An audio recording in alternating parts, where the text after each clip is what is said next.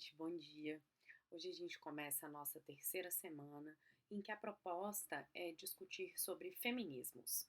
Por quê?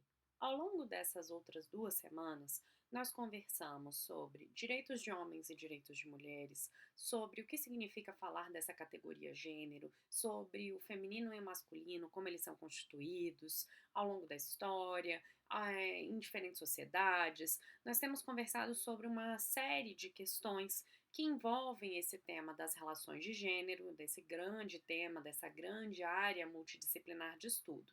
Mas nós não falamos ainda sobre algumas questões que envolvem diretamente falar sobre relações de gênero, que é a construção de saberes, de poderes e de contrapoderes, ou seja, de resistências, quando a gente está falando dos direitos de homens e dos direitos de mulheres, do feminino e do masculino, e de como é que as relações entre homens e mulheres vão se construindo ao longo da nossa história. Então, para falar disso, nós precisamos falar sobre a resistência de mulheres.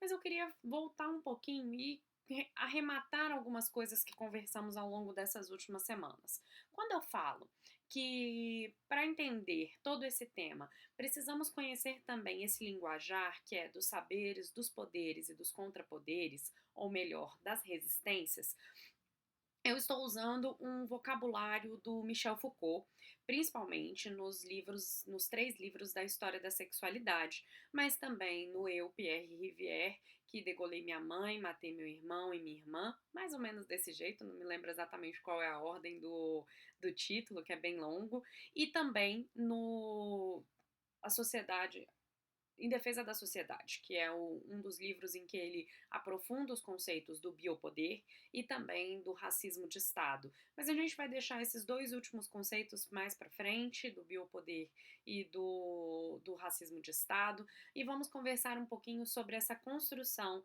dos saberes, dos poderes e das resistências. Nós falamos um pouquinho sobre como ao longo da história as mulheres nas sociedades ocidentais foram construídas, ou seja, o feminino foi relacionado ao espaço doméstico, falamos bastante sobre isso nos direitos das mulheres na semana passada, e os homens, como é que eles foram construídos, né? O feminino, o masculino, me desculpem, foi construído para o espaço público. Entretanto, nós não conversamos sobre como isso se deu. Se nós pegarmos a própria história brasileira, nós veremos que essa construção do feminino doméstico, maternal, cuidadoso, dócil e desse masculino mais potente, viril, sexualmente ativo, da vida pública, que é responsável pelos cuidados da provisão familiar, essa separação burguesa, ela surge num momento histórico específico que é, claro, o momento da acumulação primitiva do capital, que é aí depois das grandes navegações, como a gente já conversou, do período de colonização. Mas a ideia de casamento surge um pouquinho antes. A ideia de casamento não. A, o incentivo maior para o casamento surge em um momento histórico específico, que é o Concílio de Trento, ele acontece ali mais ou menos entre 1545 e 1563, no contexto de Contra-Reforma, ou seja, no momento em que a Reforma Protestante estava acontecendo, e a Igreja Católica decide então realizar uma Contra-Reforma para garantir seus fiéis, para garantir a sua hegemonia, para garantir a sua dominância no aspecto religioso, no aspecto doutrinário da vida cotidiana e das relações sociais. Entre esse período de 1545 e 1563, Portugal tem uma grande importância, né? Os bispos participam do Concílio de Trento, que tem 3 fases, depois vocês podem procurar melhor, mas o importante desse encontro, desse acordo, desse momento da Igreja Católica é que se passa a falar mais sobre o casamento. E aí, para além dos afetos, que é uma coisa muito recente, o amor é algo muito recente na história do casamento, tinha uma ideia de manutenção da família dentro dos princípios da Igreja Católica, a ideia de um casamento que deveria constituir filhos que permaneceriam então Dentro dessa doutrina, a quem se repassariam os ensinamentos da Igreja Católica, a quem se repassaria os ensinamentos né, a garantia desses ensinamentos e também garantiria que a riqueza seria unida entre duas famílias, e aí se a gente estiver falando de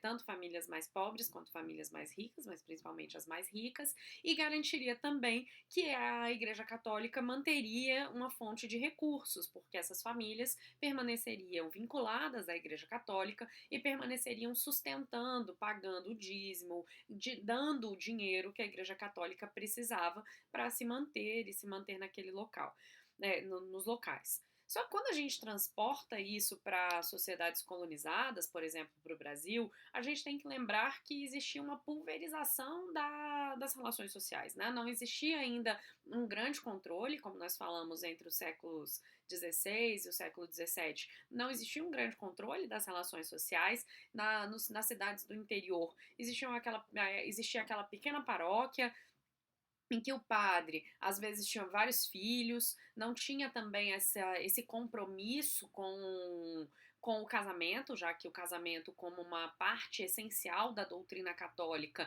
é estipulado como muito importante, doutrinariamente importante, a partir Concílio de Trento, né? Então a partir de 1545. Então eram padres que tinham vários filhos, padres que tinham uma vida um pouquinho mais relaxada, vamos dizer assim, sexualmente. Assim como várias outras pessoas da população da época, né?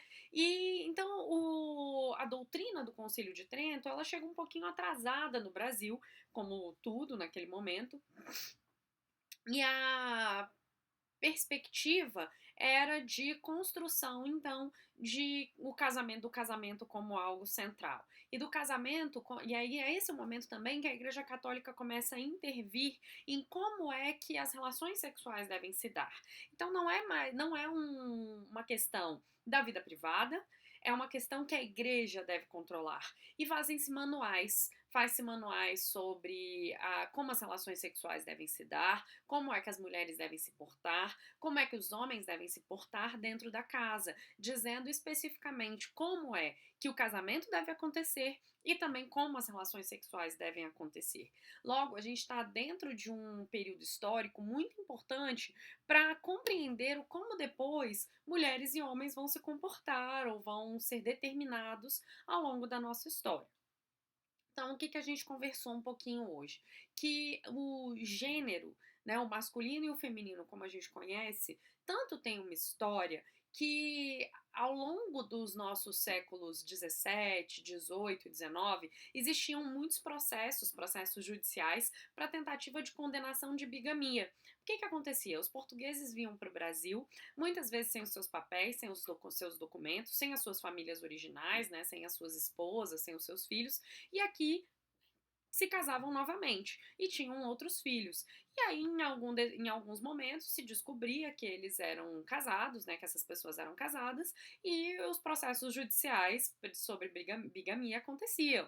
Outros processos também, como os processos relacionados ao adultério, como a gente conversou na semana passada, tudo isso é muito potente, eram muitas regras em que tanto a igreja, unida com o Estado, ou seja, unido com a coroa portuguesa, vão tentar implementar no Brasil.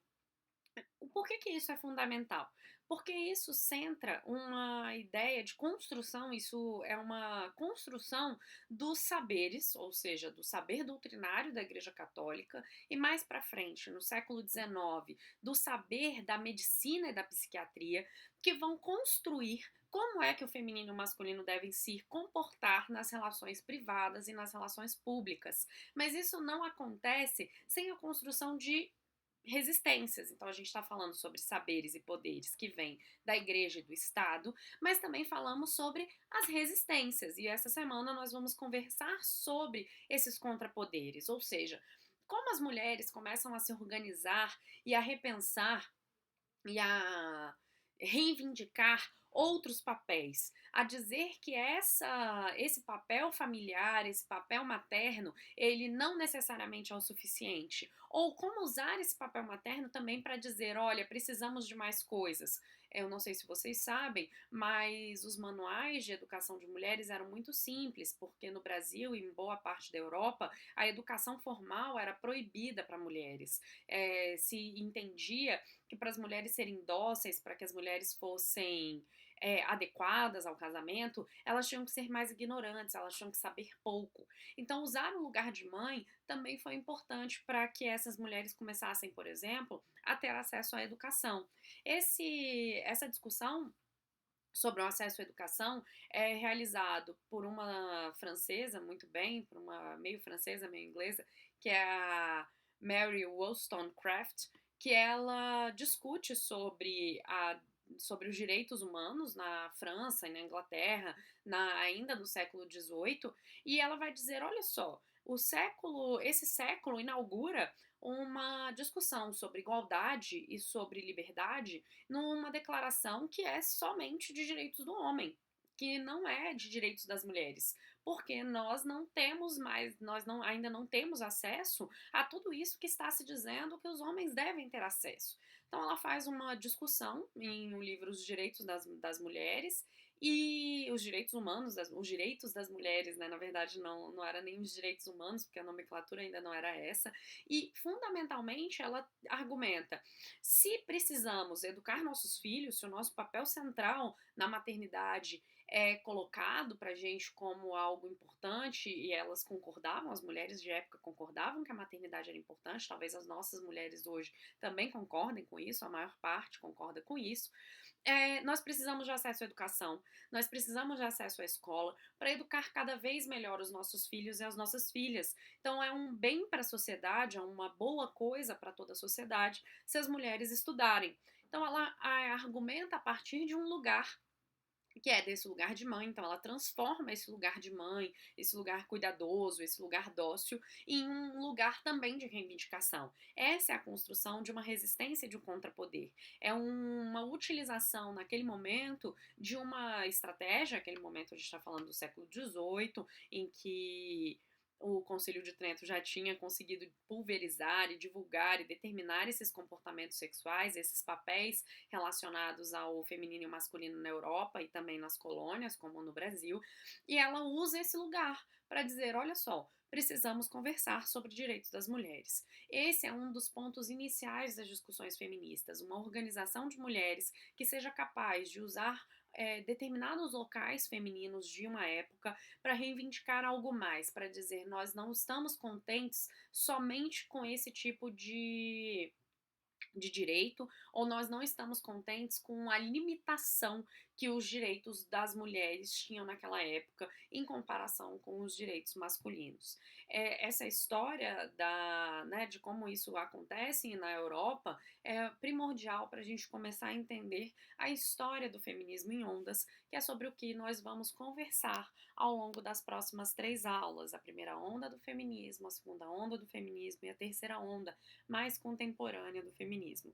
Então, eu termino essa aula hoje por aqui. Convido vocês a lerem alguns dos materiais que vou deixar como preparados para as aulas, para procurarem sobre essas autoras e autores do século XVIII, para a gente conversar sempre um pouquinho mais sobre esse tema das relações de gênero e dos direitos dos homens e das mulheres. Obrigada!